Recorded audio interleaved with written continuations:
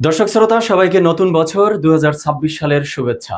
নতুন বছরের প্রথম দিনে এসে আজকে আমরা একটু দেখার চেষ্টা করব 2025 সাল আমাদের কেমন কাটলো, আমাদের কি প্রত্যাশা ছিল, আমরা কি পেয়েছি, আমাদের অর্জন কি, আমাদের বিসর্জন কি, 25 সালটা আমরা কিভাবে দেখতে চেয়েছিলাম আর কিভাবে দেখলাম সেই বাস্তব চিত্র দেখব।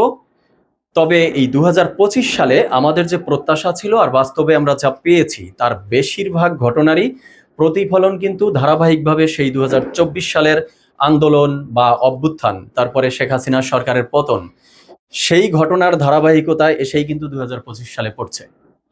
তো অলরেডি শুনতে পাচ্ছেন শব্দ যে বাহিরে অলরেডি আতশবাজি শুরু হয়ে গেছে নতুন বছরের। তো চলুন আমরা 2025 সালের জানুয়ারি মাস থেকে দেখি।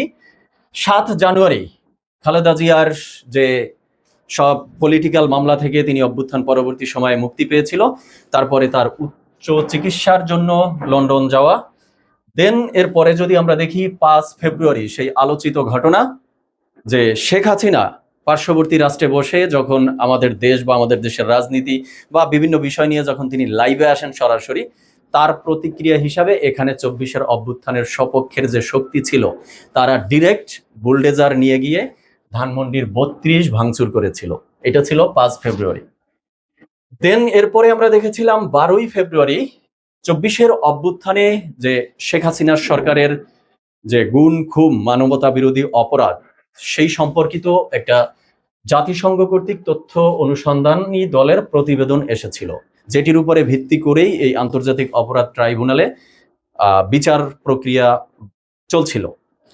এরপরে যদি আমরা একটু দেখার চেষ্টা করি, 28শে ফেব্রুয়ারি এনসিপি সেই আলোচিত সমালোচিত রাজনৈতিক দল, অভ্যুত্থানের মধ্য দিয়ে গড়ে ওঠা তরুণদের দল, সেই দলের আত্মপ্রকাশ হয়েছিল। দেন 13ই মার্চ আমাদের দেশের ইতিহাসে সেই বর্বরোচিত ঘটনা যেটা ছিল মাগুরার আসিয়া, যে ধর্ষণ পরবর্তীতে চিকিৎসাধীন অবস্থায় মৃত্যু, সেই অনাকাঙ্ক্ষিত দুঃখজনক ঘটনা। দেন আমরা দেখেছিলাম আবরার ফাহাদ হত্যাকাণ্ডের সেই রায় নিয়ে উচ্চ আদালতে যখন আরেকটা শুনানি করা হয়েছিল, সেখানে কিন্তু সেই পূর্বের রায় বহাল রাখা হয়েছিল। এটা ছিল 16ই মার্চের ঘটনা। দেন যদি আরেকটু দেখার চেষ্টা করি, 2 এপ্রিল ট্রাম্প প্রশাসন আমেরিকার তিনি বাংলাদেশের উপরে অতিরিক্ত ট্যাক্স আরোপ করেছিল, শুল্ক আরোপ করে দিয়েছিল, যেটা আমাদের দেশের অর্থনীতি, আমাদের দেশের বাজার ব্যবস্থার উপরে বড় ধরনের একটা হুমকি স্বরূপ হয়ে দাঁড়িয়েছিল।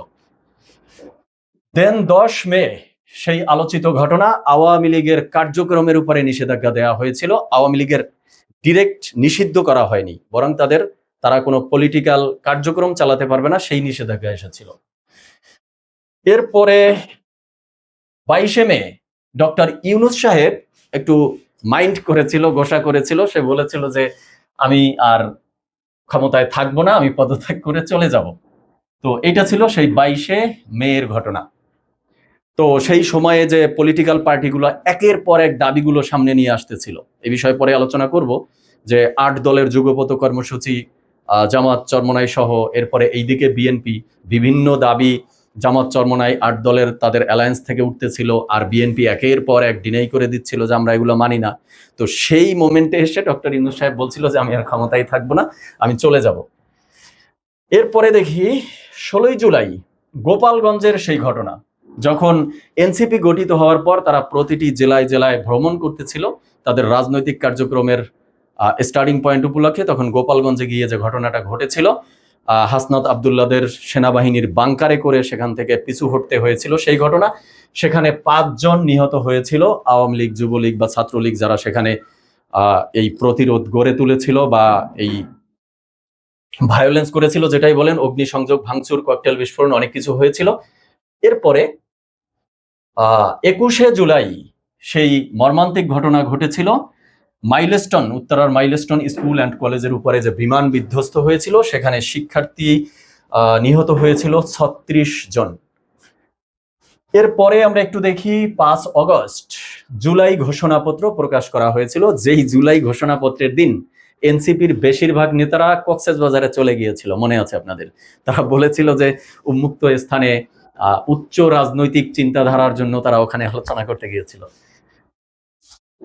এরপরে 9 সেপ্টেম্বর যে ঘটনাটি ঘটেছে সেটা হলো ডাকসু, ঢাকা বিশ্ববিদ্যালয়ের ছাত্র সংসদ নির্বাচন, যে নির্বাচনকে কেন্দ্র করে শিবিরের ভূমিধস বিজয় হয়েছিল। যদিও শিবিরের পক্ষ থেকে বা জামাতের পক্ষ থেকে বলার চেষ্টা করা হয় এটি শিবিরের প্যানেল না, এটা তাদের একটা ইনক্লুসিভ সর্বদল মত নিয়ে প্যানেল ছিল। যাই হোক, মানে একদম বড় পরিসরে বললে এটা শিবিরের প্যানেল বলা যায়। তাদের ভূমিধস বিজয় হয় এবং এই বিজয়ের মধ্য দিয়ে পরবর্তীতে চারটা বিশ্ববিদ্যালয়ে শিবিরের ভূমিধস বিজয় হয়।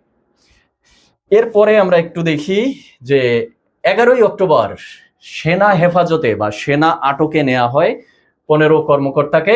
এটি ছিল সেই গুম খুনের সাথে আয়নাঘর বা গুম প্রথা যেটা, সেটার সাথে যে সেনা কর্মকর্তারা বা ডিজিএফআই এর কর্মকর্তারা জড়িত ছিল তাদেরকে নিয়ে যে মানবতা বিরোধী মামলাটা হয়েছে সেটিতে।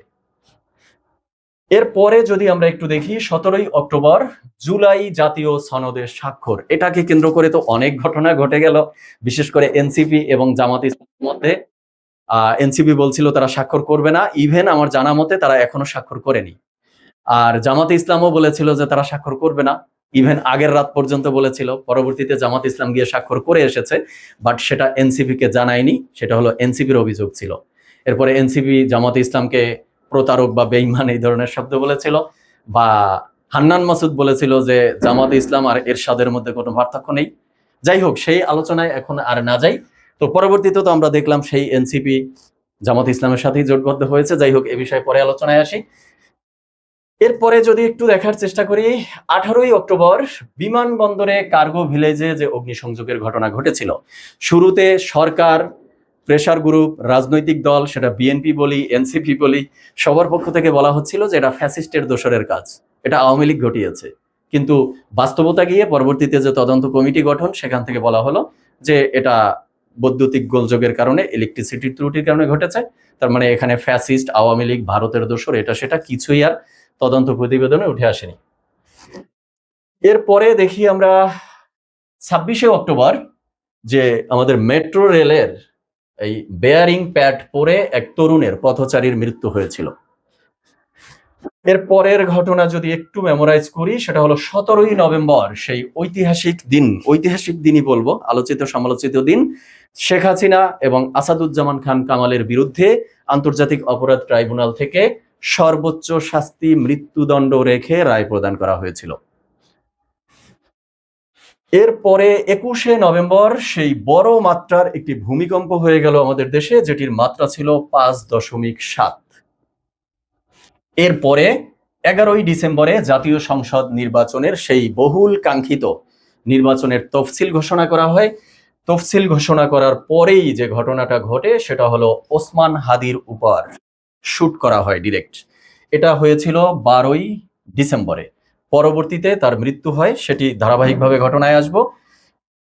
এবং 13 ডিসেম্বরে 6 বাংলাদেশি শান্তিরক্ষী মিশনে নিহত হয়েছিল। এটা আমাদের বাংলাদেশের জন্য একটা দুঃখজনক ঘটনা বয়ে নিয়ে এসেছিল। এরপরে 18 ডিসেম্বর এই ওসমান হাদির যখন মৃত্যুর সংবাদ ফাইনালি পাবলিক বা জনতার কাছে চলে আসে, চিকিৎসাধীন অবস্থায় বাহিরে থাকা থেকে, তখন যে মব সন্ত্রাস চালানো হয়েছিল সেটা হলো প্রথম আলো, ডেইলি স্টার, উদিসি এবং ছায়ানটের উপরে। এরপরে 25 ডিসেম্বর তারেক রহমান দেশে ফিরে আসেন। তারেক রহমান দেশে ফিরে আসার পরে 30 ডিসেম্বর খালেদা জিয়ার গৌরবময় বিদায়। এরপরে আজকে 31 ডিসেম্বর তার শেষ কৃতকার্য, তার দাপন সম্পন্ন হয়। এই ছিল টোটাল 2025 সালের তারিখ ধরে ধরে ঘটনার আদ্যপান্ত। এবার আসি দর্শক শ্রোতা, ডিরেক্ট হিট দ্য পয়েন্টে। Hit the point number 1, hit the point number 2। আজ এ পর্যন্তই। সবাই ভালো থাকবেন, সুস্থ থাকবেন। শেষে আবারও নতুন বছরের শুভেচ্ছা জানিয়ে শেষ করলাম। ধন্যবাদ সবাইকে।